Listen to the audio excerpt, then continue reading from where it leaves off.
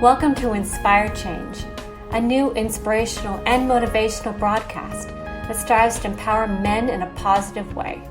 The entire series will consist of only 5 minutes. Yes, 5 minutes, as they are designed to educate, empower, and inspire even the busiest individual on the go over that first cup of coffee. Please join me in welcoming Gunter, international psychologist, author, speaker, and producer. Good morning, everybody. At least it's good morning in my side of the world. I've been talking about what makes relationships work really well. And one of the things that I want to touch on quite separately is the issue about how to effectively deal with conflict in a relationship. One of the things that stands out with the men that I've worked with who have a tendency to be strongly patriarchal is that the values that come with being patriarchal actually does not lead us to dealing with conflict very well. So let me recap. The more strongly patriarchal a male is, the more likely he is to have a narrow emotional vocabulary. He's also more likely to lack enough empathy to really put themselves into the other person's shoes when there is a disagreement. The other issue is that because as a patriarchal male, we're socialized to be competitive, we immediately fall into a pattern of behavior that leads us to being competitive with our partner. And ultimately, our narcissistic defense mechanisms that come with patriarchal socialization get us further and further into trouble. We escalate the conflict and we become combative. And it's one of the serious problems that I see with males who tend towards being aggressive and violent in relationships. So let's talk about what is a good foundation for managing conflict in a relationship.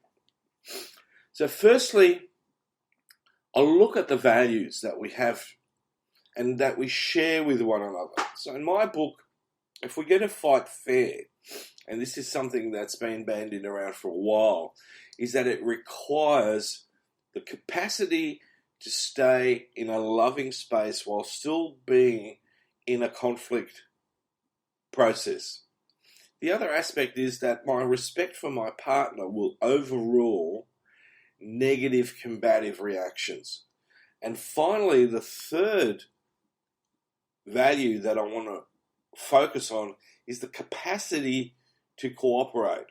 Now, a lot of people talk about the fact that we need to learn how to compromise in a relationship.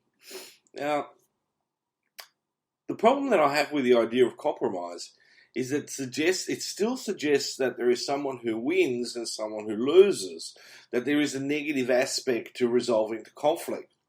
Whereas when I talk about cooperation, then we learn to put aside that sense of having lost something with having gained something in this conflict, in this debate, in this process wherein we move towards a common ground. So to me, that's a very, very important aspect. Now, the Gottmans talk about 4 characteristics, 4 behaviors that emerge in a relationship that can really sink managing conflict well.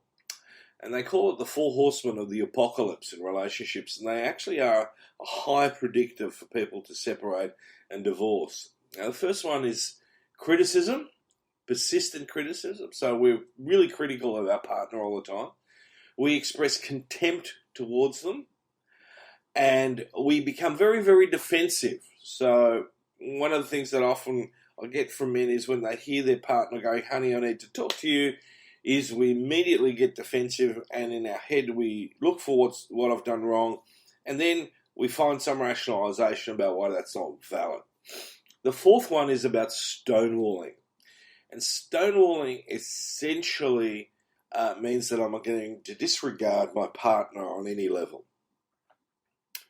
So if we then focus on the positive, so if I eliminate the 4 horsemen and I focus really on being loving, being respectful, and being cooperative, and stay and come from that value space, then the way that I'm going to express myself and the words that I'm going to use are going to be significantly less emotionally inflammatory. So we're moving into a space where we can maintain a meaningful conversation with my partner and where we can really find some common ground. Now, a couple of things that I'll talk into in the next segment is some handy rules about what to do and what not to do in a conflict situation. So until next time, look forward to you to join me. This is Gunter signing off. Thank you, Gunter, and thank you to our listeners in our first super short broadcast series, Inspired Change with Gunter Swoboda. Please join us every Wednesday for a new broadcast by visiting www.spreaker.com/show/inspire-change, which will feature all the ways you can listen. If you have comments or suggestions, email producer@studio3hollywood.net. Thank you and have an inspiring day.